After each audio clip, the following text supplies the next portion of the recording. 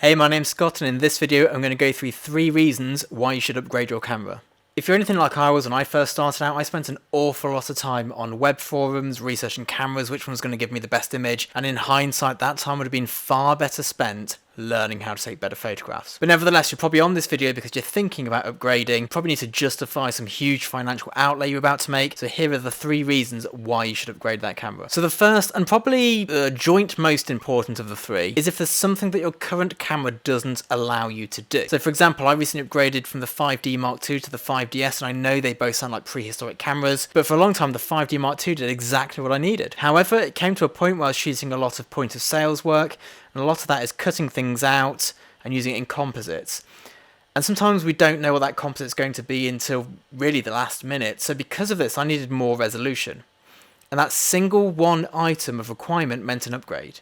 I didn't need better autofocus, better dynamic range, everything else with the 5D Mark II is fine, it's what I'm filming on here. But I needed more megapixels, and it's a rare requirement needing more megapixels for the majority of photographers, especially amateurs.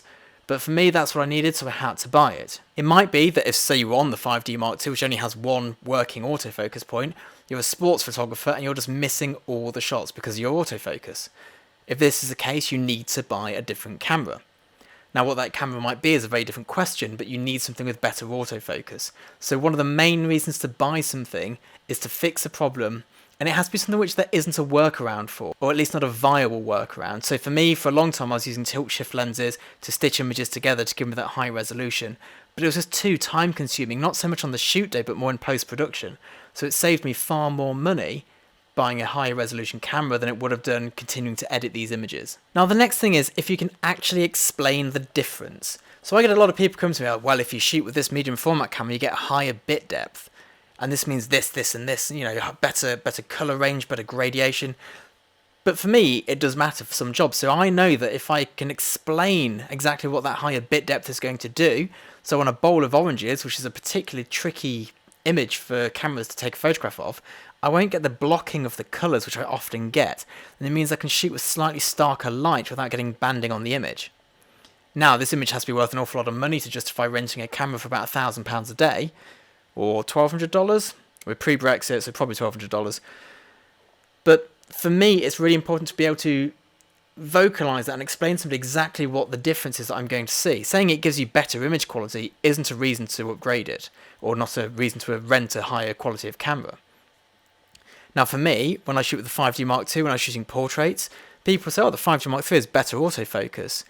But I couldn't explain to you how that would make my images better because I wasn't missing focus. Even at 1.4, I was still nailing focus because I focus and then manually override to get it bang on. Having more autofocus points doesn't help, and coincidentally, buying the 5DS with better autofocus, I actually get more shots out of focus when I do take portraits with the autofocus because I like to think that I'm smarter than a computer, which is probably not a great place to be, but, you know, that's for me is exactly what it's about. It's about being able to go, well, here's a problem which can be fixed by it, but can I explain what that's going to do for me?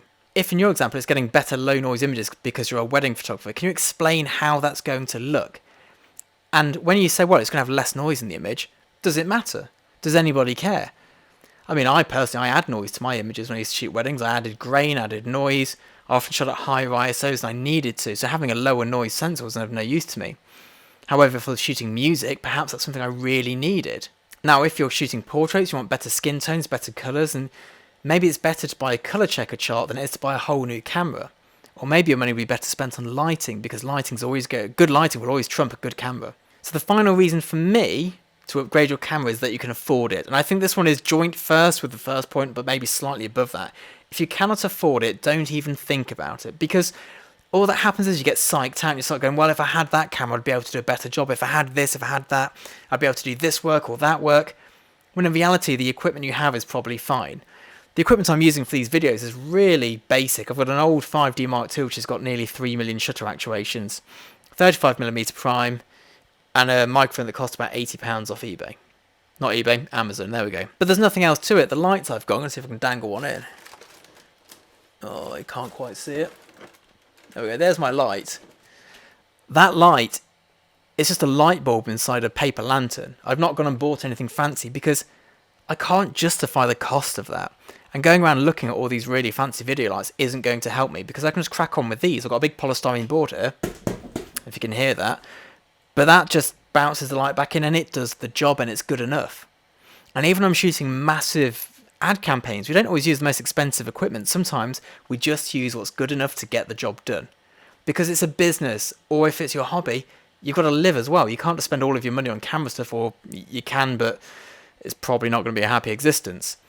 So making sure you can afford that purchase is key. When I bought my 5DS setup with 5 new lenses, it wasn't a case that I had that much money in the bank, so I spent it. I made sure I saved up that much money on top of what I'd normally be spending in saving to be able to buy it.